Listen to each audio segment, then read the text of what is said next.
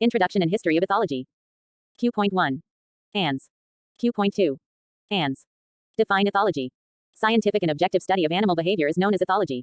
The word itself is derived from the Greek words ethos meaning custom or character, and logos meaning speech, word, controlling principle, fundamental reason. Ethology helps to explain the complicated interaction between the environment and naturally encoded, innate, behaviors. Ethology and comparative psychology are both sciences which study animal behavior, typically non-human behavior, though both have often studied humans. Give a brief account on history and significance of ethology. Concerning animal behavior, Aristotle had many interesting observations. Around the turn of the 19th century, the study of animal behavior was taken up more systematically mainly by German and British zoologists. Jean-Baptiste Lamarck 1744-1829 was the first biologist to describe a complex theory of evolution. His theory substantially comprised two statements. First, that animal organs and behavior can change according to the way they are used, and second, that those characteristics can transmit from one generation to the next. The example of the giraffe whose neck becomes longer while trying to reach the upper leaves of a tree is well known. The second statement is that every living organism, humans included, tends to reach a greater level of perfection. 38%. WMD, D, CHHS GK. Because ethology is considered a topic of biology, ethologists have been concerned particularly with the evolution of behavior and the understanding of behavior in terms of the theory of natural selection. In one sense, the first modern ethologist was Charles Darwin, whose book, The Expression of the Emotions in Man and Animals, influenced many ethologists. He pursued his interest in behavior by encouraging his protege George Romanes, who investigated animal learning and intelligence using an anthropomorphic method, anecdotal cognitivism, which did not gain scientific support. The behavior of animals was also studied in the context of learning at the beginning of the 20th century by the Russian physiologist Ivan P. Pavlov 1927 and the American psychologist Edward L. Thorndike 1911. In the study of evolution, ethology has its roots, especially after evolution's increasing popularity after Darwin's detailed observations.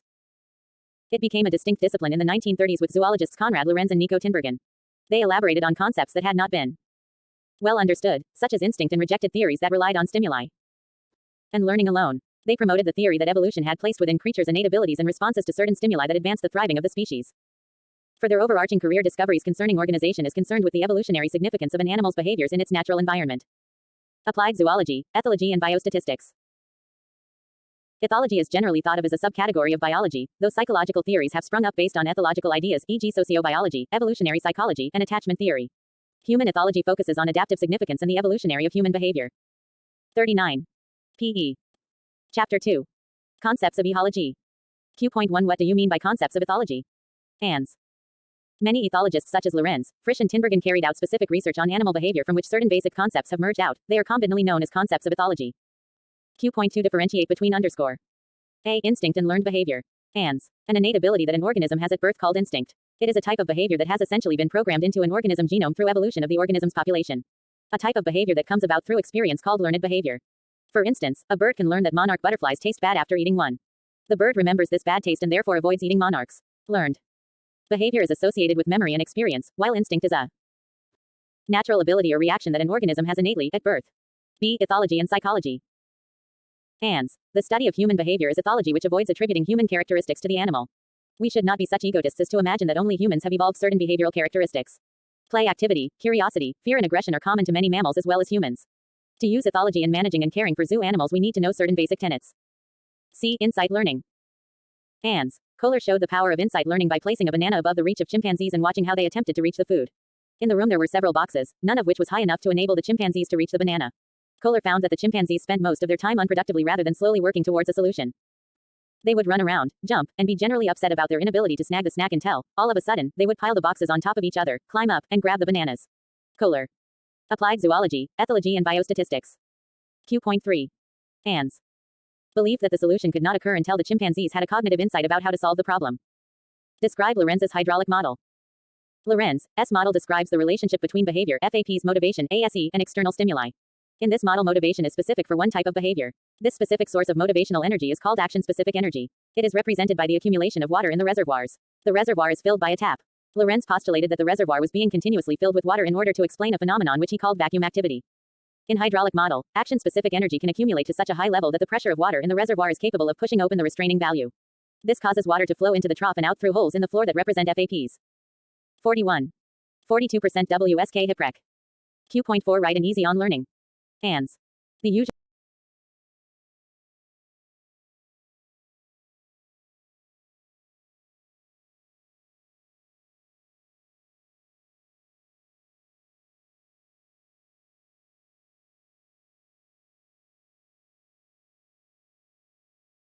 The usual technical definition of learning or conditioning is any relatively permanent change in response that occurs as a result of experience. This refers to a response and not a cognitive outcome, such as knowledge. Learning can be divided in two categories as follows. 1. Flexible learning. This is flexible to further changes and experiences. This can be divided into following subcategories. Applied zoology, ethology, and biostatistics. At classical conditioning, it is the acquisition of a response to a new stimulus by association with an old stimulus. It involves coupling a stimulus with physiological response or an innate behavior. Classical conditioning, laboratory-based studies focus on physiological responses. The most famous involved Pavlov and his dogs. Ivan Pavlov was a Russian physiologist who trained dogs to salivate at the sound of a bell ringing. Indeed, he went on to win the Nobel Prize in 1904 for research in which he measured the saliva production of dogs in response to a variety of stimuli, and many workers in this field still refer to this sort of learning as Pavlovian conditioning. Pavlov had trained his experimental dogs salivating when they heard his technician tinkling a bell as he approached the kennels to feed them. He decided to replace the sound of the bell with more easily varied sounds made by a buzzer and then a metronome to determine how accurately a dog could build such associations. He surgically implanted a tube to collect saliva and measure its rate of production using the apparatus. A second hole in the dog's cheek was used to blast meat powder into its mouth. Pavlov coupled a novel external stimulus to a physiological stimulus in response. The dog learned to respond to a new stimulus, the buzzer, which had previously been irrelevant or neutral. Pavlov called the buzzer a conditioned stimulus because its effect was the product of learning. The salivation response to the conditioned stimulus is called the conditioned response. Before the learning experience, only meat powder, the unconditioned stimulus, produced salivation as an unconditioned response. Crucially, in classical conditioning, the sound of a buzzer was followed by the delivery of food to the mouth, regardless of what the dog might have done when it heard the buzzer. Classical conditioning enables the animal to associate events over which it has no control. This increases the predictability of an environment. In classical conditioning, behaviors are increased by positive reinforcement and repeated practice. 44%. WMD, D, CHHS GK. Less than B0. B. Habituation. It is really the simplest form of learning. It is said to have occurred when repeated presentations of the stimulus by itself cause a decrease in the response. For example, a wild goose's flight response to humans decreases after it turns up from a remote winter feeding ground to spend the summer on a lake in a popular park. Compared to its behavior when it first flew in, it soon tolerates people approaching it and eventually almost ignores them. It habituates to the stimuli. Consider a police horse, which is gradually exposed to more and more of the potentially frightening stimuli that he will later encounter when out on patrol. The people delivering these stimuli in training are familiar to him and start their disturbances at a considerable distance from him. Only when he is ignoring the rumpus at a certain noise level and a certain distance will these variables be made more threatening. The likelihood of habituation and its rate are dependent on the nature of the stimulus, the rate of stimulus presentation, and the regularity with which it is presented. Habituated responses show spontaneous recovery when stimulation is withheld. This means that exposure to the relevant stimuli must continue at intervals to prevent the original response recurring. Applied zoology, ethology, and biostatistics. C. Associative learning. The process by which an association between two stimuli or a behavior and a stimulus is learned called associative learning. The two forms of associative learning are classical and operant conditioning. To modify the occurrence and form of behavior, operant conditioning consequently used. Operant conditioning is distinguished from Pavlovian conditioning in that operant conditioning uses reinforcement, punishment to alter an action-outcome association. In contrast, Pavlovian conditioning involves strengthening of the stimulus-outcome association. An operant response is a voluntary activity that brings about a reward. In operant conditioning, the buzzer used by Pavlov might still be presented, but the dog must make a particular response before food is consumed. In other words, there is a special link between a particular behavioral response and a food reward. While Pavlov was concentrating on the physiological responses of dogs in harnesses, Thorndike 1911 was studying the behavioral responses of cats in puzzle boxes. Instead of delivering food independently of behavior whenever a signal had been presented, Thorndike delivered it once his animals had responded. In a body of work intended to discredit the notion that animals are capable of reason, Thorndike described the behavior of a native cat in a specially designed box. T. F. Of course, without any food or other home comforts, life was rather dull and unsustainable in the puzzle box, but the cat could get out, but only by pulling a trigger. Motivated to access food outside the box, Thorndike's cats would eventually learn to escape by operating. 45. 46%. WMD, D, CHHS GK. 2. The trigger that released the door latch. Once out of the box, the cat would get his food. Thorndike called this trial and error learning. This label has largely been replaced by the terms instrumental learning and operant conditioning. The animal sees a cue, the trigger performs a response pulling, and gets a reward, liberty, and food. The effect of the reward is to strengthen the correct response. This is known as reinforcement. The term reinforcement refers to the process in which a reinforcer follows a particular behavior so that the frequency or probability of that behavior increases. D. Observational learning. Observational learning is also known as vicarious learning, social learning, or modeling, is a type of learning that happens as a result of observing the behavior of others.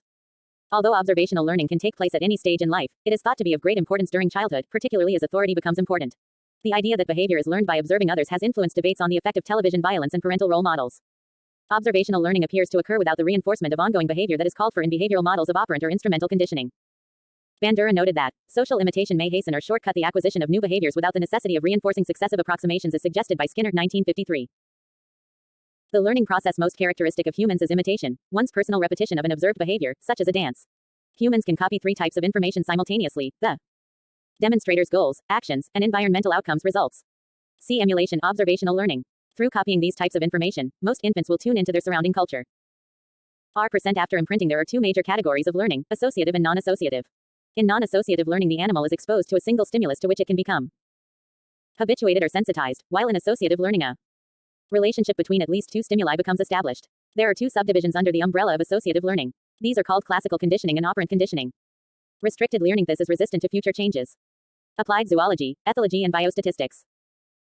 In psychobiology, imprinting is a form of learning in which a very young animal fixes its attention on the first object with which it has visual, auditory, or tactile experience and thereafter follows that object. In nature, the object is almost invariably apparent, while in experiments, other animals and inanimate objects have been used.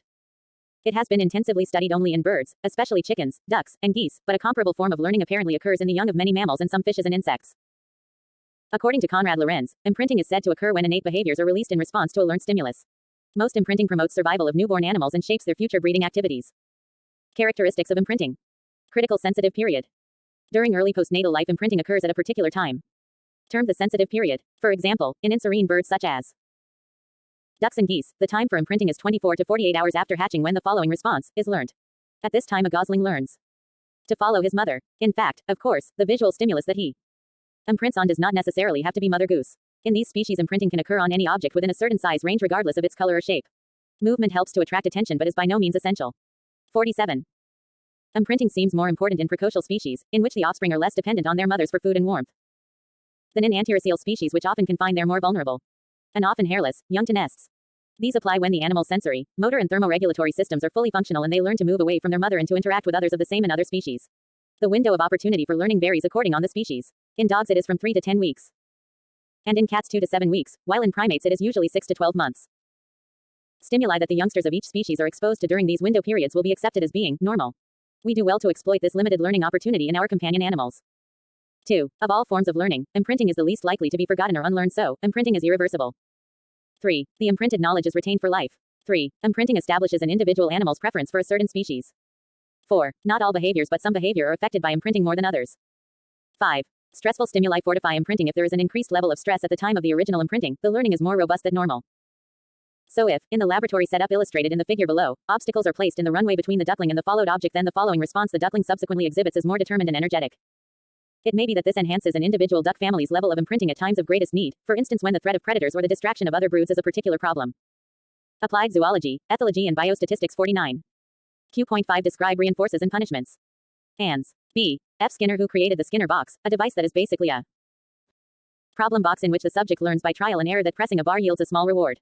The bar pressing behavior is then reinforced. He argued that, with the selection of appropriate rewards, could be used to teach anything. Tattractive, weirdo. Pigeon operant chamber.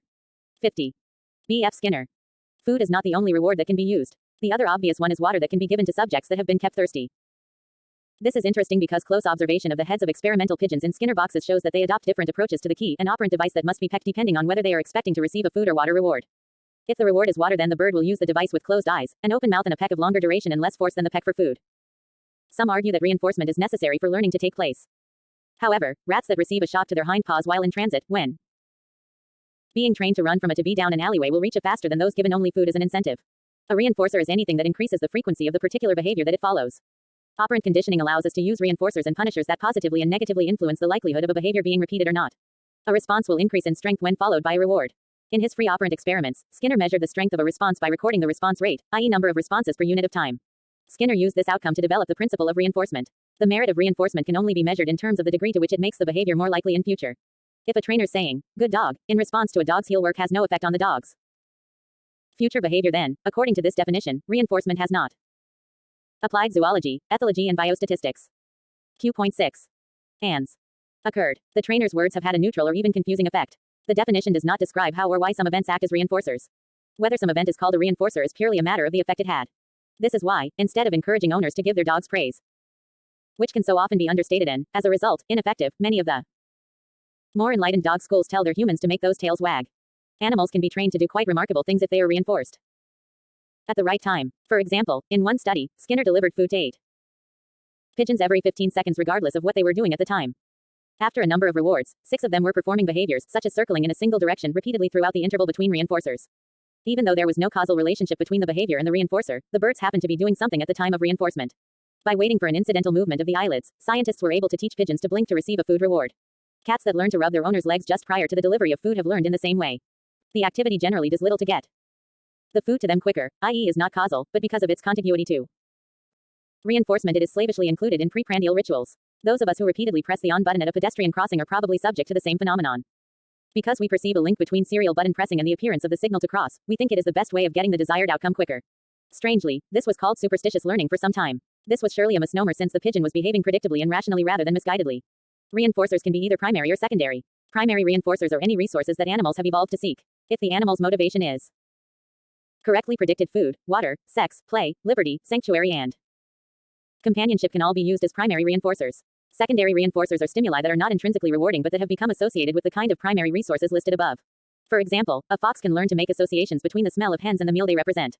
If the smell did nothing to help the fox feed, then it would hold no value and remain neutral. Instead, it encourages the fox to persist in its foraging activities. Define concepts of ethology. Write an easy on concepts of ethology with suitable examples. Ethologists such as Lorenz, Frisch and Tinbergen carried out specific research on animal behavior from which certain basic concepts have 51. 52%. WMD, D, CHHS GK. Emerged out. They combinedly known as concept of ethology. These concepts are very essential to understand the animal behavior. These concepts are as follows. Appetitive and consummatory behavior. The appetitive behavior applied to characterize in term of an inferred or anticipated consummatory act. Fixed action patterns FAPs. In ethology, a fixed action pattern FAP is an instinctive behavioral sequence that is indivisible and runs to completion. FAP are invariant and are produced by a neural network known as the innate releasing mechanism in response to an external sensory stimulus known as a sign stimulus or releaser. A fixed action pattern is one of the few types of behaviors which can be said to be hardwired and instinctive. Many mating dances which are commonly carried out by birds are examples of fixed action patterns. In these cases, the sign stimulus is typically the presence of the female. Another example of fixed action patterns is aggression towards other males during mating season in the red-bellied stickleback.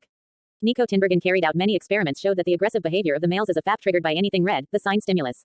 The threat display of male stickleback is also a fixed action pattern triggered by a stimulus. Other well-known cases are the classic experiments by Tinbergen and Lorenz on the gray lag goose. Like similar waterfowl, it will roll a displaced egg near its nest back to the others with its beak. The sight of the displaced egg triggers this mechanism. If the egg is taken away, the animal continues with the behavior, pulling its head back as if an imaginary egg is still being maneuvered by the underside of its beak. It will also attempt to move other egg-shaped objects, such as a golf ball, doorknob, or even an egg too large to have possibly been laid by the goose itself, a supernormal stimulus. Sign stimulus or releaser. The term sign stimulus or releaser was used to describe simple features, e.g. red belly, of a complex stimulus, e.g. male stickleback, that bring about a particular fixed action pattern, e.g. head-down attack behavior in male sticklebacks. In spring, male sticklebacks change color, establish a territory and build a nest. They attack male sticklebacks that enter their territory, but court females and entice them to enter the nest to lay eggs. Applied Zoology, Ethology and Biostatistics 53. Tinbergen 1951 used crude models of sticklebacks to investigate which features of male and female sticklebacks elicited attack and courtship behavior from male sticklebacks. Following diagram shows Tinbergen's main findings. A model with a red belly was attacked. A model with a swollen belly was courted by male sticklebacks. Fafifi sticklem, reish green. GFIFL, Phylanthilbum bellry. Male stickleback, actual color and red belly, shape bluish white back. OFO, and model red belly swollen belly. Reaction of males to model attack court. The terms sign stimulus and releaser are sometimes used interchangeably. However, strictly speaking, the term releaser is used for stimuli that have evolved to facilitate communication between animals of the same species. Sign stimuli are features of an animal's environment to which it reacts in a particular way. For example, the fly orchid is a plant that looks like an insect which helps it attack pollinators. Chapter 3. Methods of studying animal behavior. Q.1 Method. Q.1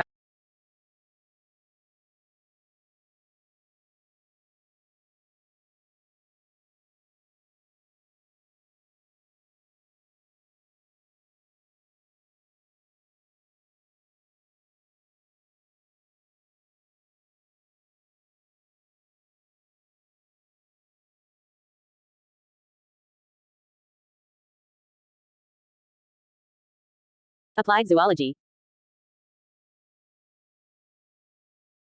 Chapter 3.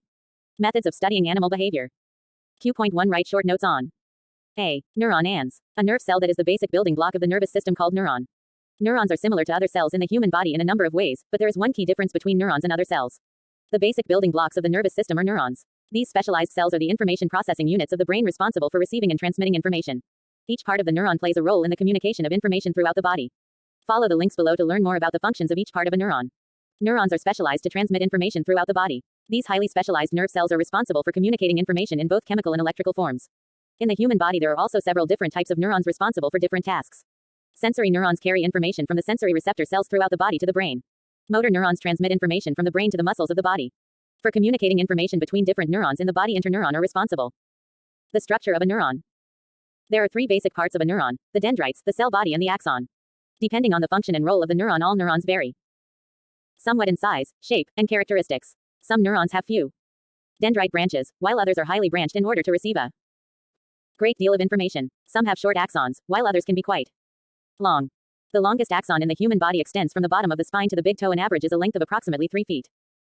Applied zoology, ethology, and biostatistics. Dendrites, nucleus. Body. B. Synapse. Synapse is a structure that permits a neuron to pass an electrical or chemical signal to another cell, neural or otherwise. The word synapse comes from synaptine, from the Greek syn, together, and haptine, to clasp. These are essential to neuronal function. Neurons are cells that are specialized to pass signals to individual target cells, and synapses are the means by which they do so. There are two fundamentally different types of synapses. First is chemical synapse. A chemical called a neurotransmitter is a chemical releases from the presynaptic neuron, binds to receptors located in the postsynaptic cell, usually embedded in the plasma membrane. The neurotransmitter may initiate an electrical response or a secondary messenger pathway that may either excite or inhibit the postsynaptic neuron. The second is electrical synapse. The presynaptic and postsynaptic cell membranes are connected by special channels called gap junctions. These gap junctions are capable of passing electric current, causing voltage changes in the presynaptic cell to induce voltage changes in the postsynaptic cell. The main advantage of an electrical synapse is the rapid transfer of signals from one cell to the next. 56. Synapse. Synaptic vesicles. Dendrites. Neurochemicals. Neurochemicals are chemicals which involved in the functioning of an organism's nervous system. They have purposes such as regulating thoughts and emotions, transmitting signals from neurons, and promoting the growth and repair of the nervous system cells. A person's neurochemistry can have profound effects on his or her abilities, health, and behavior. Psychoactive drugs affect the user by altering his neurochemistry, and many health problems and disorders are the result of the sufferer's inability to produce or absorb neurochemicals in proper amounts. Neurotransmitters are one major type of neurochemicals which cross the synapses between neurons to transmit signals. The most common neurotransmitter in humans is glutamate, which is important in learning and memory. Dopamine is a neurotransmitter which is produced by the brains of many organisms, including humans. Like many neurotransmitters, dopamine has several different functions. It plays a critical role in the Chapter 3. Methods of studying animal behavior. Q.1 Write short notes on A. Neuron ans. A nerve cell that is the basic building block of the nervous system called neuron. Neurons are similar to other cells in the human body in a number of ways, but there is one key difference between neurons and other cells. The basic building blocks of the nervous system are neurons. These specialized cells are the information processing units of the brain responsible for receiving and transmitting information. Each part of the neuron plays a role in the communication of information throughout the body. Follow the links below to learn more about the functions of each part of a neuron. Neurons are specialized to transmit information throughout the body. These highly specialized nerve cells are responsible for communicating information in both chemical and electrical forms. In the human body, there are also several different types of neurons responsible for different tasks. Sensory neurons carry information from the sensory receptor cells throughout the body to the brain. Motor neurons transmit information from the brain to the muscles of the body. For communicating information between different neurons in the body, interneuron are responsible. The structure of a neuron. There are three basic parts of a neuron: the dendrites, the cell body, and the axon. Depending on the function and role of the neuron, all neurons vary somewhat in size, shape, and characteristics. Some neurons have few dendrite branches, while others are highly branched in order to receive a great deal of information. Some have short axons, while others can be quite long. The longest axon in the human body extends from the bottom of the spine to the big toe and averages a length of approximately 3 feet. Applied zoology, ethology, and biostatistics. Dendrites, nucleus. Body. B. Synapse. Synapse is a structure that permits a neuron to pass an electrical or chemical signal to another cell, neural or otherwise. The word synapse comes from synaptine, from the Greek syn, together, and haptine, to clasp. These are essential to neuronal function. Neurons are cells that are specialized to pass signals to individual target cells, and synapses are the means by which they do so. There are two fundamentally different types of synapses. First is chemical synapse. A chemical called a neurotransmitter is a chemical releases from the presynaptic neuron, binds to receptors located in the postsynaptic cell, usually embedded in the plasma membrane. The neurotransmitter may initiate an electrical response or a secondary messenger pathway that may either excite or inhibit the postsynaptic neuron. The second is electrical synapse. The presynaptic and postsynaptic cell membranes are connected by special channels called gap junctions. These gap junctions are capable of passing electric current, causing voltage changes in the presynaptic cell to induce voltage changes in the postsynaptic cell. The main advantage of an electrical synapse is the rapid transfer of signals from one cell to the next. 56. Synapse. Synaptic vesicles. Dendrites. Neurochemicals. Neurochemicals are chemicals which involved in the functioning of an organism's nervous system. They have purposes such as regulating thoughts and emotions, transmitting signals from neurons, and promoting the growth and repair of the nervous system cells. A person's neurochemistry can have profound effects on his or her abilities, health, and behavior. Psychoactive drugs affect the user by altering his neurochemistry, and many health problems and disorders are the result of the sufferer's inability to produce or absorb neurochemicals in proper amounts. Neurotransmitters are one major type of neurochemicals which cross the synapses between neurons to transmit signals.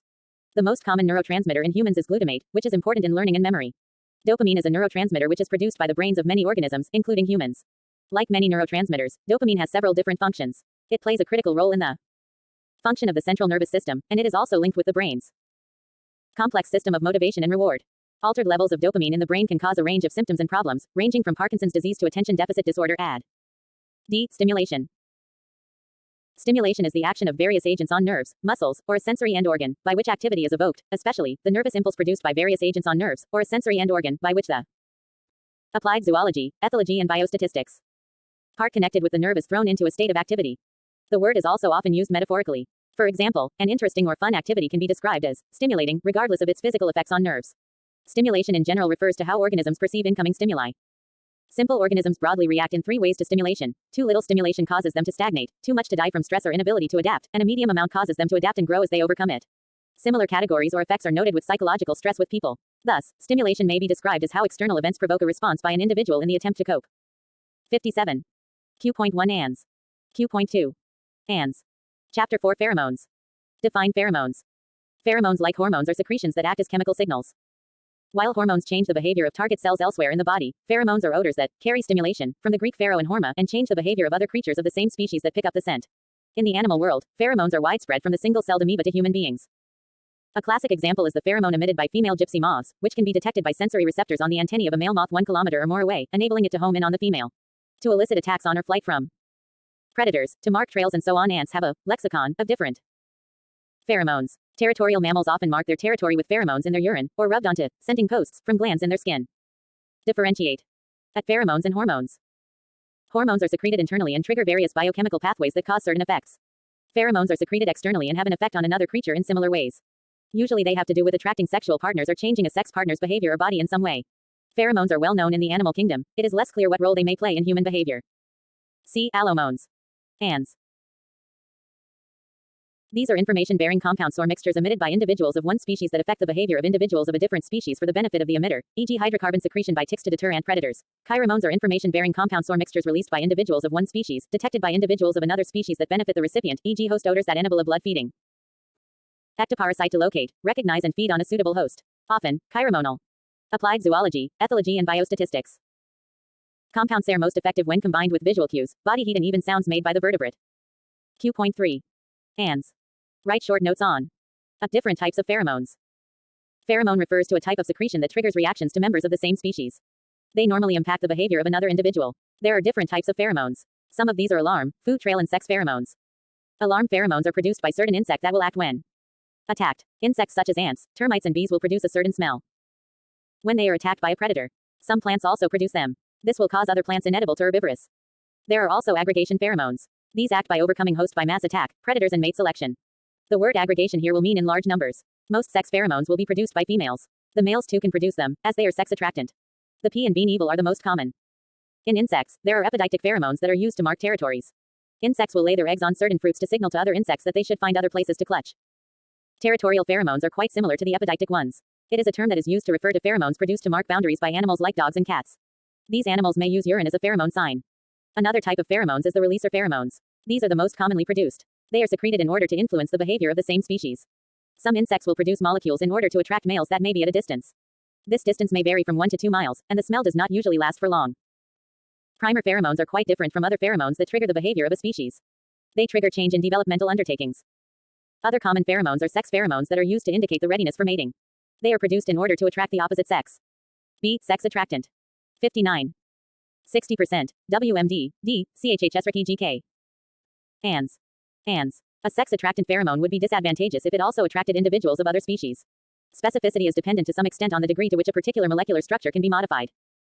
Many insects produce a sex attractant pheromone, by which one sex attracts the other from a distance. Among moths, it is common for the female to produce a sex attractant pheromone. For example, female gypsy moths, which are flightless despite having fully developed wings, and female bagworms, which do not have wings, depend wholly on the power of their sexual odor to attract a mate. Hundreds of pheromones are known with which one sex, usually the female, of an insect species attracts its mates. Many of these sex attractants, or their close chemical relatives, are available commercially. They have proved useful weapons against insect pests in 2 ways. Male confusion. Distributing a sex attractant throughout an area masks the insect's own attractant and thus may prevent the sexes getting together. This communication disruption has been used successfully against a wide variety of important pests. For example, the sex attractant of the cotton boll weevil has reduced the need for conventional chemical insecticides by more than half in some cotton growing areas. Insect monitoring. Insect sex attractants are also valuable in monitoring pest populations. By baiting traps with the appropriate pheromone, a buildup of the pest population can be spotted early. Even if a conventional insecticide is the weapon chosen, its early use reduces the amount needed. Damage to the crop. Cost to the grower. Possible damage to the environment. Early detection of pest buildup is a key ingredient in the system known as Integrated Pest Management (IPM). C. Trail pheromone. Trail pheromones are often incorporated with secretions of more than one exocrine gland to produce a higher degree of specificity. These often serve as a multi-purpose chemical secretion in which it leads members of its own species towards a food source, while representing a territorial mark in the form of an allomone to organisms outside of their species. Considered 1. Applied zoology, ethology and biostatistics. Of the primary chemical signaling methods in which many social insects depend on, trail pheromone deposition can be considered one of the main facets to explain the success of social insect communication today. Certain ants, as they return to the nest with food, lay down a trail pheromone. This trail attracts and guides other ants to the food. It is continually renewed as long as the food holds out. When the supply begins to dwindle, trail making ceases. The trail pheromone evaporates quickly so other ants stop coming to the site and are not confused by old trails when food is found elsewhere. And at least in one species of ant, trails that no longer lead to food are also marked with a repellent pheromone. A stick treated with the trail pheromone of an ant left can be used to make an artificial trail which is followed closely by other ants emerging from their nest right. The trail will not be maintained by other ants unless food is placed at its end. C. Lee-Boot effect. Ants. It is a phenomenon concerning the suppression or prolongation of estrus cycles of mature mice and other rodents when females are housed in groups and isolated from males. It is caused by the effects of an estrogen dependent pheromone, released via the urine, that acts on the vomeronasal organ of recipients. This pheromone lowers the concentration of luteinizing hormone and elevates prolactin levels, synchronizing or stopping the recipient's cycle. This effect goes some way to explain why spontaneous pseudopregnancy can occur in mice. The same response is invoked from isolated females when brought into contact with urine-soaked bedding from other females' cages. Removing the vomeronasal organ of recipients causes an ineffective response indicating that the cues are purely chemosensory in nature. D. Whitten effect. ANS. The Whitten effect occurs when male pheromones stimulate synchronous estrus in a female population. Social signals or social stimuli have an effect on reproduction in all mammals. For certain female mice, the pheromones contained in the urine of male mice can act as a social stimulus and induce synchronous estrus. Estrus is a stage of the female reproductive cycle, and if a female is in estrus, it means that she is both fertile and sexually receptive. Synchronous estrus occurs when multiple females are in estrus at the same time. When the pheromones contained in the urine of male mice stimulate synchronous estrus in a population of female mice, it is known as the Whitten effect. This is a phenomenon observed by Wesley K. Whitten, 1956. 1966, 1968, whereby male mouse pheromone-laden urine synchronizes the estrus cycle among unisexually grouped females, and is an example of male-to-female pheromonal effects in mice, similar to the Bruce effect. When a group of female mice are exposed to the urine produced by a male mouse, the Whitten effect occurs. The hormonal processes of the females that control their reproductive status affect by the male's urine contains certain volatile, airborne pheromones. A sexually mature and viable male must produce the urine, as the pheromones that produce the Whitten effect are dependent on male sex hormones such as testosterone. E. Bruce effect. ANS. The Bruce effect pregnancy block refers to the tendency for female rodents to terminate their pregnancies following exposure to the scent of an unfamiliar male. This effect was first noted in 1959 by Hilda M. Bruce. The effect has primarily been studied in laboratory mice, Mus musculus, but is also observed in deer mice, meadow voles, and collared lemmings. In mice, pregnancy can only be terminated prior to embryo implantation, but other species will interrupt even a late-term pregnancy. This effect has also been observed in geladas, and it has also been proposed but not confirmed in other non-rodent species such as the lion. F. Vandenberg effect. ANS. This effect is caused by pheromones and found in a male's urine. The male does not have to be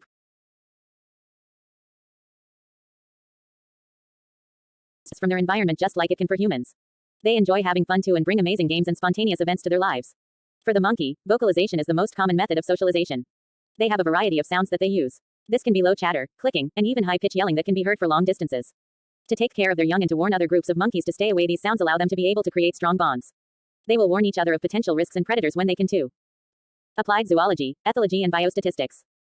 They also use nonverbal communication to show emotion. Snuggling a baby is a way for the mom to protect it. At the same time, it helps the young to feel loved and cared for. Adults may sit close to each other and even touch each other's faces as a means of socialization. They can use facial expressions too in order to show love, fear, anger, or sadness to each other. There are confrontations that can occur in the social groups. They are mainly going to involve males but not always. The males get aggressive over mating issues and that is why they are the ones usually involved. However, many of the monkey species have a female in control. She may fight with other females as well. In the end, she will get to decide who stays and who has to go. The moods of the members of a group of monkeys can vary. If monkeys are stressed due to lack of food or shelter, then they can be on edge. It will be harder for them to keep conflicts from occurring. When there is plenty of food though and they don't feel threatened, they are more likely to live in harmony with each other. Grooming is a part of the social behavior for the monkeys too. They take bugs and debris out of the fur of each other. They do this process for hours and hours in a very loving and careful manner. They will be offering social elements to the relationship as they do so through the power of touch. The hierarchy of the social structure is very detailed. It doesn't matter if there are only a few members or hundreds of them. There can be many smaller groups within a larger one too. They all have their role within that group. In many instances, the young will maintain the same social status as their mother. They may decide to leave the group and create their own if they aren't content with that status. Males often challenge the leaders of a group of monkeys too so that they can be the one that leads it. This will give them better opportunities for breeding and for eating. They will also have shelter and protection. This is why there is often a great deal of turnover in the leadership roles of many monkeys. Most experts are in awe over the social attributes of monkey groups. The primates are very in tune to each other and what is going on around them. They often help each other with finding food, caring for the young, and staying protected. It is very interesting to witness their interactions with each other. Vocal communication forms an important part of their social behavior. They each have an enlarged basial or hyoid bone which helps them make their loud vocalizations. Group males generally call it dawn and dusk, as well as interspersed times throughout the day. The main vocals consist of loud, deep guttural growls or howls. Howler monkeys are widely considered to be the loudest land animal. According to Guinness Book of World Records, their vocalizations can be heard clearly for 20 miles 32 kilometers. The function of 69. 70% W, DSK Hiprec.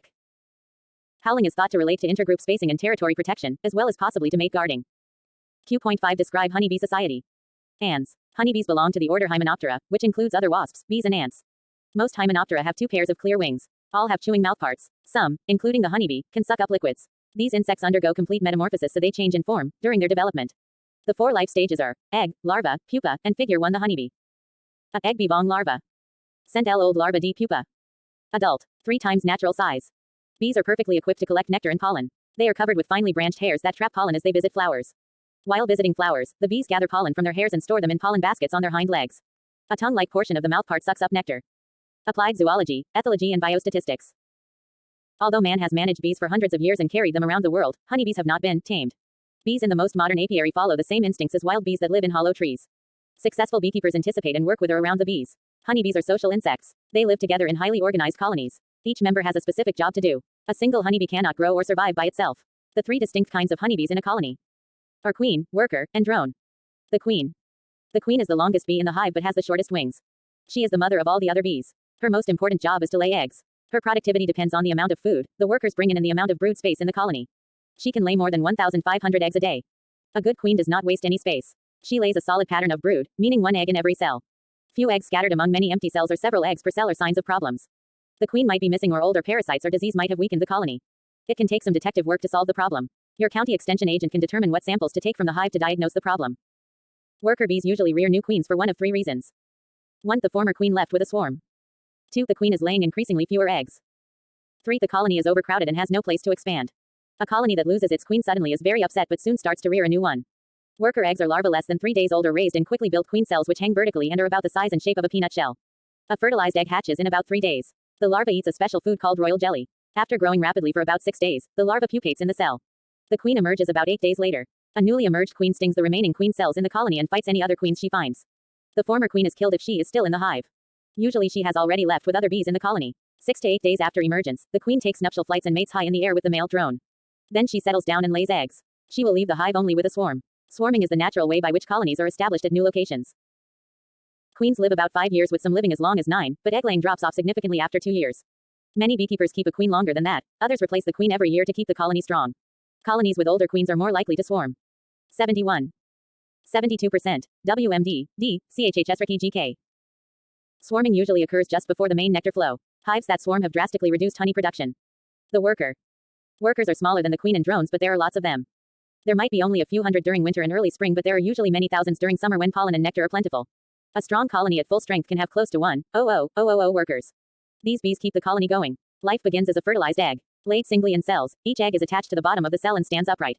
Eggs hatch in about 3 days. Each larva is fed royal jelly for 3 days, then pollen and honey for 3 more. Pollen and honey are not as rich as royal jelly, so the larva becomes a worker instead of a queen. The white grub-like larva molts sheds its outer covering 5 times during the 6 days. Just before maturity, house bees cap the cell. The larva then spins a cocoon and becomes a pupa. The adult emerges 12 days later. It takes about 3 weeks to mature from the egg to an adult bee ready to go to work. Workers' jobs change with their ages. Young bees, called house bees, do the hive chores. They produce wax and shape it into combs, structures of cells containing honey and brood, and use propolis, a gummy substance gathered from plants, to seal cracks or cover rough edges in the hive. House bees also fan their wings to ventilate the hive in summer, controlling temperature and humidity, and they provide heat in winter. Some guard the hive to keep out raiders. Many produce honey and royal jelly. A lot of time is spent feeding brood and cleaning and repairing cells. House bees also feed the queen, the drones, and each other. Older workers, or field bees, gather nectar, pollen, and water. The average adult worker lives less than a month during the busy season. Overwintering bees live several months. The drone. Drones are larger than workers but not as long as queens. A drone has large eyes that touch each other at the top of the head. Drones do not have stingers, pollen baskets on their legs, or glands for producing wax, and their mouthparts are too short to gather nectar. Moreover, they do not even do jobs they could like ventilating the hive. Their only function is to fertilize the queen, and they die in the process. Drones are banished from the hive before winter begins. While queens and workers develop from fertilized eggs, drones develop from unfertilized eggs. Drone cells are slightly larger than worker cells. This stimulates the queen to lay only unfertilized eggs in them. Drone eggs are also laid in worker cells that have become enlarged because of stretched air. Applied zoology, ethology and biostatistics. Sagging combs. Small drones develop in worker cells if a queen gets old and loses her ability to fertilize eggs. Total time from egg to adult is 24 days. MTHE colony. In many respects, a honeybee colony is like a single animal. Individual bees and casts are like the cells and tissues. When one part is threatened, the whole colony reacts. If an essential segment of a colony becomes diseased or destroyed, the colony often can heal itself. It may divide and become 2 or more separate colonies. The colony also changes to survive different seasons. Let's follow the life of a colony through a year. In mid to late summer, only small amounts of nectar and pollen are brought into the colony. Often no brood is being reared, so the colony does not grow.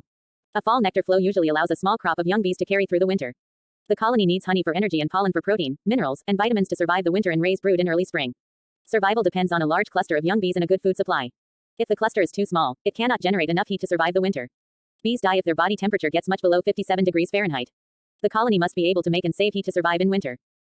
Bees produce heat by digesting honey. They save the heat by bunching together in a tight cluster. The outer layer of bees is an insulating shell that traps the heat in the center of the cluster. The bees on the outer layers periodically change places with inside bees so that none of them become too cold. The cluster tightens or loosens depending on the temperature in the hive. Below 57 degrees Fahrenheit, bees do not work in the hive. They do not even move to get honey that is not next to the cluster. If it stays cold for too many days straight, bees can starve even if honey is just a few inches away. The colony soon runs out of heat and freezes. Even if honey is within reach, they can freeze if there are not enough bees to produce some heat and save it. A large colony with plenty of food can keep the temperature at the center of the cluster around 90 degrees Fahrenheit. This is warm enough to rear brood. They start doing this in late winter. As spring arrives, increasingly more brood is raised. As pollen and nectar are brought in, empty cells in the hive soon fill with brood and food. Bees do not like to be crowded. If there is not enough room to add comb, some leave in a swarm. Colonies with plenty of space are less likely to swarm and will continue to grow. Beekeepers can keep healthy, productive bees by managing food and space wisely during the year. 73. 74%. WMD, D, CHHS GK. Figure 2 3 kinds of bees. I am a hive, Al Walker. Bee question, and drone. Key terms. Altruism, the actions of one individual towards another in which the altruist reduces its own apparent fitness while increasing that of the recipient. Associative learning, the association of events such as stimuli and responses with positive or negative consequences which leads to a change in behavior. Involves behavioral and its underlying neural plasticity. Associative learning is distinguished from non-associative learning such as change in behavior as a result of habituation or sensitization. Behavior, all coordinated actions and responses of an individual. Bruce effect, a possible form of postcopulatory competition. In some taxa, a strange male or his odor can cause a female to abort previous male's fetus and make the female receptive. E.g., Bruce 1966 in mice, Hurdy 1977 with Langer monkeys, Packer 1986 with lions. Classical conditioning, a type of associative learning in which a stimulus comes to affect a pre-existing stimulus-response relationship as a result of frequent exposure to it. An organism comes to associate a new, often arbitrary, stimulus such as a bell with a well-learned, reflexive, or automatic response such as salivating when food is presented. E.g., a person who has had painful experiences at the dentist's office may become fearful at just the sight of the dentist's office building. Also called Pavlovian conditioning. Compare with operant conditioning. Communication, an action on the part of one organism or cell that alters the probability pattern of behavior in another organism or cell in a fashion adaptive to either one or both of the participants. Wilson 1975. The transmission of a signal from one animal to another such that the sender benefits, on average, from the response of the recipient. Slater 1983. Fixed action pattern FAP, coordinated responses, often motor patterns, that have a fixed form and need not be learned.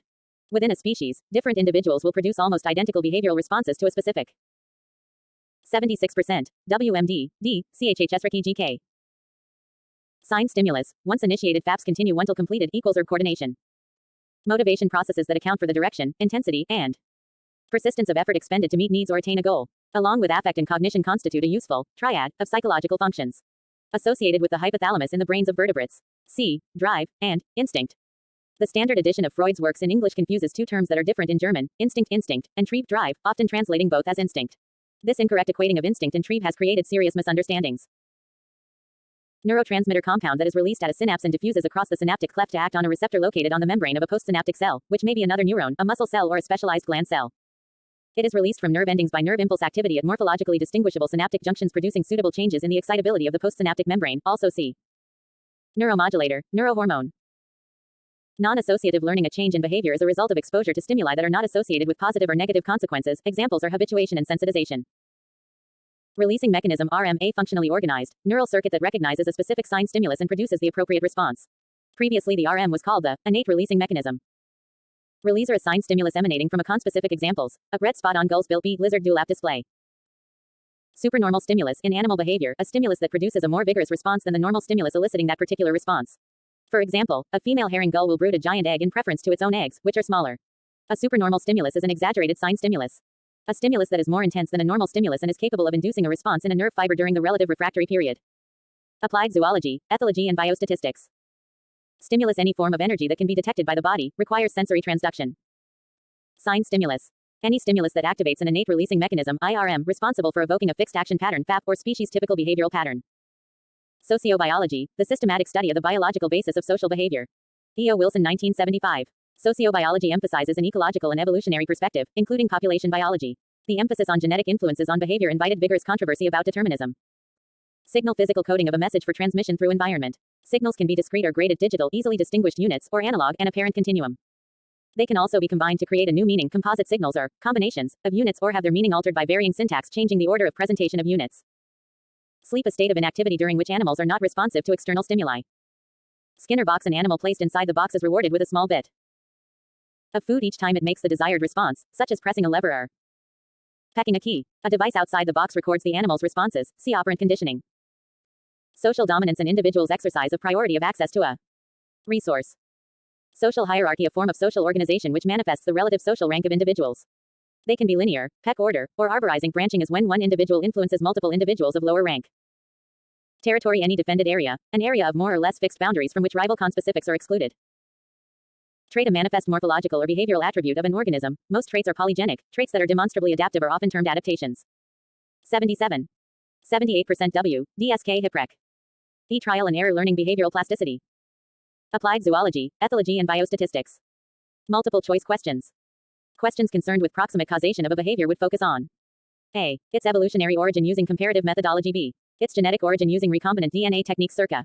Its immediate cause and effect using experimentation. D. Its ancestry using a cladogram. E. None of the choices are correct. O. Ethologists. A. Attempt to study the behavior of an animal in its natural habitat. B. Have demonstrated that behavioral traits can be isolated and measured. Circa. Have demonstrated that behavioral traits have evolutionary histories. D. Attempt to study the behavior of an animal in a laboratory environment where all variables can be controlled. E. All of the choices are correct. At. The effort to experiment with animals to determine general laws of behavior that might also apply to humans is